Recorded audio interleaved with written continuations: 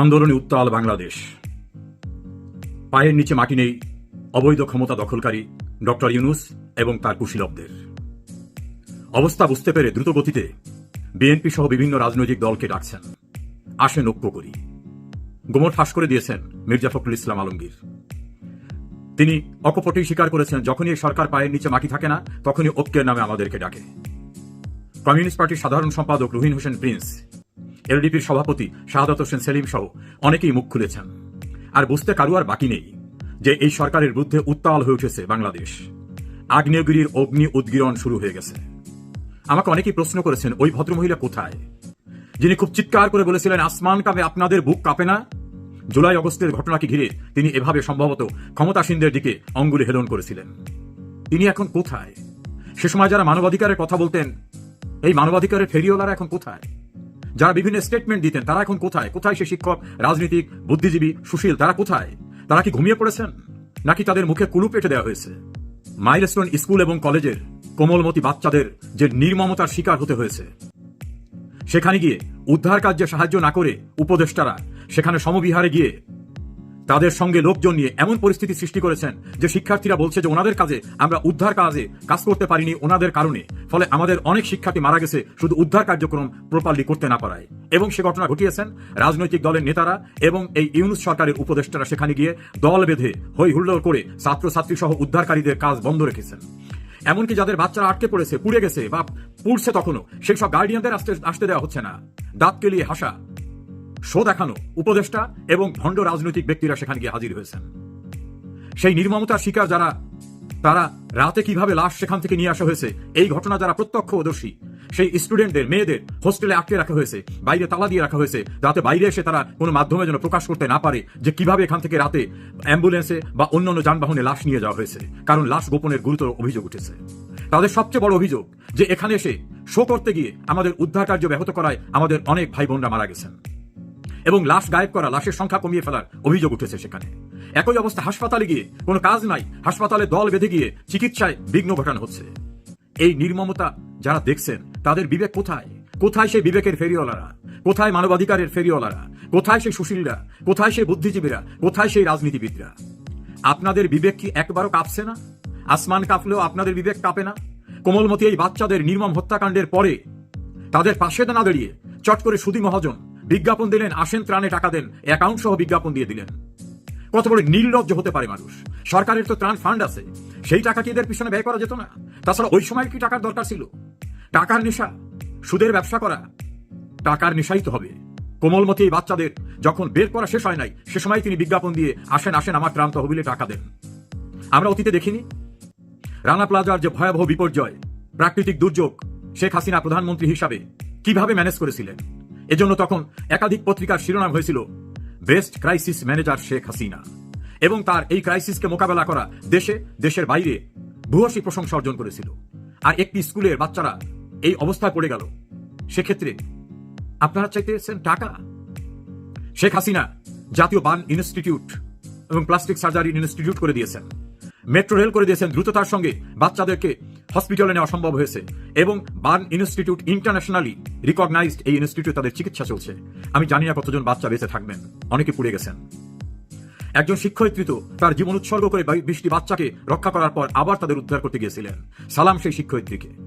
এত বড় ভয়াবহ ঘটনার পরে সুধী মহাজন কিভাবে দাঁত কেলিয়ে রাজনৈতিক মিটিং করছেন অন্যান্য দল ডেকে, এবং সেখানে হাসি, ফটো সেশন, কোনো শোকে বিহব্বলতা নাই। সারা দেশ যখন শোকে বিহব্বল, সেই সময় তিনি ক্ষমতায় টিকে থাকবেন কিভাবে, সেজন্য অন্যান্য দলকে ডেকে মিটিং করছেন। এত নির্লজ্জ হতে পারে মানুষ? কোমলমতি ফুলের মতো নিষ্পাপী বাচ্চাদের চেহারা একবার কি তাদের প্রাণে ভেসে ওঠে না? তাদের পাশে দাঁড়ানো নেই। ছাত্ররা অধিকার দাবি করতে বিশ্ববিদ্যালয় সহ বিভিন্ন পর্যায়ের ছাত্ররা সচিবালয়ে গিয়েছিলেন, তাদের যেভাবে মারধর করা হয়েছে। ছাত্রদের রক্তের হোলি খেলার ভিতর থেকে ক্ষমতা আরোহণকারী ব্যক্তিরা ঘোষণা দিয়েছেন 24 ঘন্টার ভিতরে আন্দোলনরতরা চলে না গেলে কঠোর ব্যবস্থা নেওয়া হবে। স্বল্প সময়ের ভিতরে কঠোর ব্যবস্থা। নির্মমভাবে সেনাবাহিনী এবং পুলিশ দিয়ে তাদের পেটানো হয়েছে। মাটিতে পড়ে যাওয়া একজন ছাত্রকে সেখানে পালানো হয়েছে, উপরে তুলে 5 জনই মিলে মারতেছে, তারপর নাকে মুখে ঘুষি এবং অন্যদেরকে বেধড়ক পিটানো হচ্ছে। এটা তো বর্বরতার চেয়েও বড় কিছু। তারা শাহবাগে তাদের ক্ষোভ প্রকাশ করতে চেয়েছে, সেখানে গিয়েও তাদের সঙ্গে যে আচরণ করা হয়েছে, যেভাবে মারধর করা হয়েছে, এই নির্মমতা, এই বর্বরতা আপনাদের বিবেককে সাড়া দেয় নাই? কোথায় সেই বিবেকের ফেরিওয়ালারা? একজন বয়স্ক মহিলা, তিনি নির্মমভাবে পেটানো একজন ছাত্রকে রক্ষা করতে গেলে তাকেও পেটানো হচ্ছে। কোথায় আপনাদের সেদিনের বিবেকের কথা, মত প্রকাশের অধিকারের কথা? আজকের ঘটনায় যদি ১,৫০০ মানুষের বিরুদ্ধে মামলা হয় সচিবালয় দখল করা অপরাধে, সেদিনেরটা অপরাধ ছিল না? ছাত্রদের অধিকারের কথা বলে যারা জঙ্গিতন্ত্র কায়েম করে শেখ হাসিনাকে ক্ষমতার থেকে সরাবার চেষ্টা করেছিলেন, সরিয়েছিলেন, আজকে ছাত্রদের পাশে তারা নেই কেন? আজকে সচিবালয়ে যখন ছাত্রদের পেটানো হচ্ছে, মারা হচ্ছে, আজকে যখন শাহবাগে নির্মম নির্যাতন করা হচ্ছে, পুড়ে যাওয়া ছাত্রদের পক্ষে কথা বলা তাদের সহপাঠী অথবা স্কুলের ছাত্রছাত্রীরা যখন ক্ষোভ প্রকাশ করছে, তাদেরকে সেনাবাহিনী দিয়ে পেটানো হচ্ছে, রক্তাক্ত করা হচ্ছে, সেই ছাত্রছাত্রীদের পাশে নেই কেন?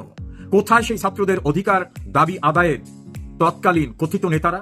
নাকি ক্ষমতা আরোহণ করেছেন, মহা আরামে আছেন? বিজিবি, আর্মি, পুলিশ, র্যাব নিয়ে দেশের বিভিন্ন জায়গায় গিয়ে বাণী প্রচার করছেন, গোপালগঞ্জে নির্মম হত্যাকাণ্ডের ঘটনা ঘটিয়েছেন। সরকার এবং সেনাবাহিনীর যে প্রেস স্টেটমেন্ট, অবাক হয়েছি, একটা মানুষের মৃত্যুর কথা সেখানে নাই, কোনো দুঃখ প্রকাশ করা নাই।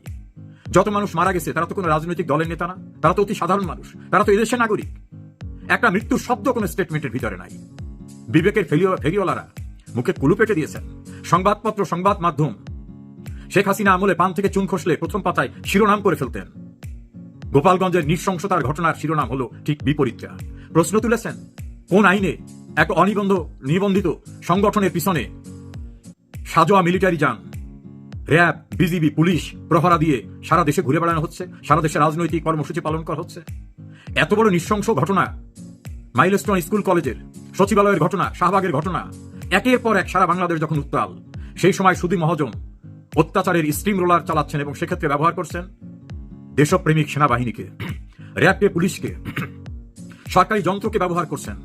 এ থেকে শেষ রক্ষা হবে? আমার মনে হয় না। কোথায় সেই বিবেকের ফেলিওয়াররা? জয় বাংলা স্লোগান দেওয়ার অপরাধে গোপালগঞ্জে একটি বাচ্চাকে একজন ইন্সপেক্টর, 2জন সাব ইন্সপেক্টর, 3জন কনস্টেবল মিলে বেদমভাবে মারধর করে তার মাথাটাকে বডির থেকে পিছনের দিকে নিয়ে ঘাড় মোটকে দেওয়ার মতো একটা বিভৎস ঘটনা ঘটানো হলো। জয় বাংলা এত অপরাধের? এই জয় বাংলা বলেই তো দেশটা স্বাধীন করা হয়েছিল। মুক্তিযুদ্ধের চেতনার প্রাণ সঞ্চারী স্লোগান ছিল।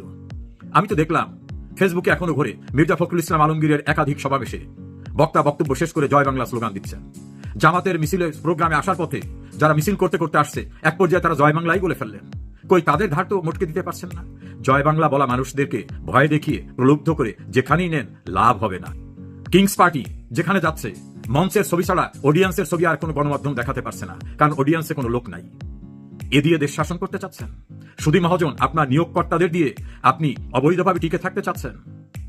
পাকিস্তানের সশস্ত্র সেনাবাহিনীও নিরস্ত্র বাঙালির কাছে টিকে থাকতে পারে নাই, এবং সেই আন্দোলনের নেতৃত্ব কিন্তু আওয়ামী লীগ দিয়েছিল। আইবের মার্শাল্লাহ পরাভব মানে নাই বাঙালি, সে নেতৃত্ব কিন্তু আওয়ামী লীগ দিয়েছিল। 70-এর নির্বাচনে মানুষ ম্যান্ডেট দিয়েছিল। কোথায় সেই বিবেকের লাভ? 7জন রাজনীতিবিদ মির্জা ফখরুল ইসলাম আলমগীর গোমর ফাঁস করে দিলেন যে যখনই পায়ের নিচে মাটি থাকে না তখনই আমাদের ডেকে ঐক্যের কথা বলা হয়। কমিউনিস্ট পার্টির সাধারণ সম্পাদক রহিন হোসেন প্রিন্স, এলডিপির সভাপতি সাদাত হোসেন সেলিমরাও একইভাবে ঘটনা ফাঁস করে দিচ্ছেন। আপনাদের উন্নতি হচ্ছে, দেশে জঙ্গিবাদ কায়েম করছেন, জঙ্গিদের উত্থান ঘটানো হচ্ছে, মুক্তিযুদ্ধের চেতনাকে ধ্বংস করছেন। বাংলাদেশ ব্যাংক থেকে নির্দেশনা দেওয়া হয়েছে কি পোশাক পরে মেয়েদের আসতে হবে। রাস্তায় মহিলাদের পোশাক কারো পছন্দ না হলে পানের পিক ছুড়ে দেওয়া হচ্ছে, তাদের লাঞ্ছিত করা হচ্ছে। এবং এই সরকারের উপদেষ্টা মহিলারা তারাও বিদ্রুপাত্মক কথা বলছেন। আমাদের সুধী মহাজনের সবচেয়ে বিশ্বস্ত উপদেষ্টা, স্বাস্থ্য উপদেষ্টাকে খুঁজে পাওয়া যাচ্ছে না। এত বড় ভয়াবহ বিপর্যয় তাকে দেখা যায় নাই। ছাত্রদের নির্মম নির্যাতনের শিকার হচ্ছে শিক্ষা উপদেষ্টা, নির্লজ্জ বেহায়ের মতো বলছেন আমি পদত্যাগ করব না। কত নির্লজ্জ মানুষ হতে পারে? ছাত্রনেতা দাবিদার হয়ে গণতান্ত্রিক ব্যবস্থায় নির্বাচিত একটি সরকারকে উচ্ছেদ করা ব্যক্তিরা ক্ষমতায় বসে ক্ষমতার হালুয়া রুটি ভাগ করছেন, সেই ছাত্রদের পাশে আজ আর নেই। মাইলস্টোন স্কুল কলেজের ছাত্রদের পাশে নেই। হাজার হাজার ছাত্র জনতা সচিবালয়ের সামনে, শাহবাগে, তাদের পাশেও কিন্তু সেই কথিত ছাত্র আন্দোলনের নেতৃবৃন্দ নাই। সবাই এখন বুঝতে পেরেছে। অনেকেই স্পষ্টভাবে কথা বলছেন, যারা সেদিন তাদের দ্বারা প্রতারিত হয়ে নেতৃত্ব দিয়েছিলেন, তারা বলছেন আমাদের সেদিন বলা হয়নি যে এদের আলটিমেট টার্গেট এরা রাজনৈতিক দল করবে, এরা ক্ষমতায় যাবে। আমরা বুঝতে পেরেছি ওরা আমাদেরকে প্রতারিত করেছে। আর সেই ভদ্র মহিলা যিনি আসমান কাঁপানো দেখলেন, বুক কাঁপানো দেখলেন না, অনেকেই প্রশ্ন করছেন তার বুক কি কাঁপছে না, তার বিবেক কি একটুও কাঁপছে না? যারা মানবাধিকারের কথা বলে বিবৃতি দিতেন, আপনাদের বিবৃতি কোথায়? কলম বন্ধ হয়ে গেছে। পত্র পত্রিকা, টেলিভিশন, লাইভে যে প্রোগ্রামটুকু অন্তত দৃশ্যমান হয়েছে সেটাও সংবাদ থেকে কেটে ফেলছে, সেটাও কাউকে দেখতে দিচ্ছেন না। উত্তরা মাইলস্টোন স্কুল কলেজে যখন লাইভ শুরু হয়ে গেল বিভিন্ন গণমাধ্যমের, তখনই সেখানের ইন্টারনেটকে বিকল করে দেওয়া হলো। এভাবে সুধী মহাজন রক্ষা হয় না। আইয়ুব মার্শাল্লাহ দিয়ে রক্ষা পায় নাই। পাকিস্তানের বিশ্বখ্যাত সশস্ত্র বাহিনী নিরস্ত্র বাঙালির কাছে নাকে খত দিয়ে ফিরে গেছে। সেই সকল আন্দোলনের নেতৃত্ব কিন্তু আওয়ামী লীগে দিয়েছিল। দীর্ঘদিন রাষ্ট্র ক্ষমতায় থাকা আওয়ামী লীগের ভুল ত্রুটি থাকা অস্বাভাবিক না। এমনকি কিছু মানুষ যারা বুঝতে না পেরে আওয়ামী লীগের প্রতি অভিমান করেছিল, এখন তারা প্রকাশ্যে বলতেছে শেখ হাসিনাই যথার্থ ছিল। রানা প্লাজা, তাজনীন গার্মেন্টস, প্রাকৃতিক দুর্যোগের ভয়াবহতা শেখ হাসিনা যেভাবে ম্যানেজ করেছিলেন, পত্রিকার শিরোনাম হয়েছিল Sheikh Hasina best crisis manager. শুধু দেশে না, দেশের বাইরেও তিনি ভূয়সী প্রশংসা পেয়েছিলেন। আর একটি স্কুল এবং কলেজের ঘটনাকে ম্যানেজ করতে না পেরে টাকার জন্য বিজ্ঞাপন দিয়ে দিলেন। কত নির্লজ্জ! অনেকে অবশ্য বলছে সুদের মাধ্যমে চক্রবৃদ্ধি হারে সুদ আদায় করা, ওর টার্গেট তো টাকাই থাকবে। সুদের ব্যবসা করা আর রাজনীতি করা, রাষ্ট্র পরিচালনা এক জিনিস নয়। তাছাড়া নির্বাচিত হয়ে আসেন নাই তো, মানুষের কাছে তো কোনো দায়বদ্ধতা নেই। সারা দেশ আজ উত্তাল, সমস্ত মানুষ বুঝতে পারছে তাদেরকে প্রতারিত করা হয়েছিল। সুধী মহাজন, আপনার কুশীলাভ বর্গ 9 ঘন্টা নাকি আটকে ছিল। মবকে তারা প্রেসার গ্রুপ বলেছিল। বুঝতে পেরেছেন মব কাকে বলে? যার নামের পিছনে ডাস্টবিন যুক্ত। এবং আমাদের প্রফেসর আসিফ নজরুল, বুঝতে পেরেছেন অসংখ্য মানুষ ভালোবাসে, এখন কি পরিমাণ ঘৃণা করে? বোঝা গেছে? এই উত্তলতায় ভেসে যাবে চূর্ণ বিচীর্ণ হয়ে। তবে দুর্ভাগ্য, দেশপ্রেমিক সেনাবাহিনীকে যেভাবে ব্যবহার করা হচ্ছে এটা কাঙ্ক্ষিত ছিল না।